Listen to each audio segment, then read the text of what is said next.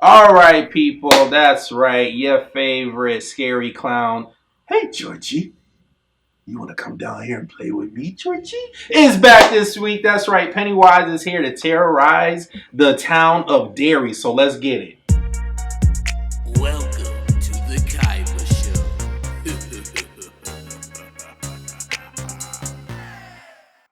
All right, people. So It Chapter 2 is starring James McAvoy, Jessica Chastain, and Bill Hader, and it is directed by Andy Muschietti. And basically, the premise of this movie, without giving too much away, you guys already know it's 27 years later. Pennywise is back in the town of Derry, and the kids made a pact when they was kids that if this dude comes back, we are going to stop him from killing anybody else. So 27 years later, they all come together to put a stop to him finally. So let's get straight into it. What worked for the movie? A lot of things worked for the movie with this. The acting, obviously, we have a lot of big people, a lot of big names in this movie. So James McAvoy did a good job. Jessica Chastain, Bill Hader, the guy from the Old Spice commercials, he did a good job as Big Mike.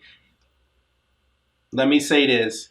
I can't think of the actor's name, but the actor that they got to play Eddie, oh my God. He was the epitome of Eddie. Eddie is the kid from Shazam, and the way he was such like a fast talker, sarcastic jerk. The older version, he nailed it. He embodied the smaller version, and he looked like him. So I feel like that was like a plus. They did a good job with casting him. I just can't think of his name right now, and everybody else did a good job too. What else worked for the movie? The story was good. This is Stephen King we're talking about.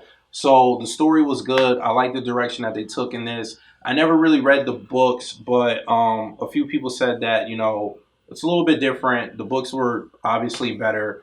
But for me, as a moviegoer, I liked the direction that they took it.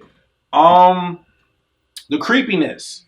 There were some really, really creepy scenes in here where sometimes the visual effects was a little, but then other times the visual effects were on point. There's a scene in there where a freaking head turns into a spider, and I really like that because certain times it kind of looked like it was a practical effect where they wasn't using CGI, where it really probably was like an animatronics puppeteer thing situation going on, and I was digging some of that stuff. And there were some scary moments. They didn't use the cheap jump scares all the time. When they brought in the fears from the kids that are now grown ups, the phobias, and they came to life. Those scenes were pretty awesome, and how they had to try to overcome them so that they could defeat Pennywise. And I was really digging that, and I think the audience will dig that too. So let's go into what didn't work for the movie. And for me, I felt like what didn't work was the movie could have been they could have shaved about 20 minutes to maybe 30 minutes off of the movie. I felt like the movie was just a little bit too long for my liking. Other people might find it fine, but I just felt like there were certain parts where it slowed down a little bit too much, and they could have did without certain stuff in the movie just to make the pace of the movie go along better. And I felt like it was just, at the end of the day, it was just a little bit too long, people, and it could have just been a little bit shorter to help the pace of the movie go along. And I felt like that was one of the things that didn't work for the movie. And some of the scenes where the kids, you know, came to their demise from Pennywise, they weren't mentioned again. So it's like, so if this little kid dies, the town's not going crazy. The police is not notified that this kid just end up missing. So that was something that kind of bothered me in the movies. Like when these kids die, that's it. We don't hear about them. The parents aren't nervous and scared and concerned of where their child's at. It's just like, bam, they're dead, and that's it, and we just move on. So I just felt like something should have been addressed, whether it was a newspaper clipping, a news channel broadcast, or even the parents going to the police. Just show a scene of like, okay, somebody's aware that this child is missing. That kind of bothered me that once they're dead, that was it. And the story just kept moving on. We never hear about the missing kid again.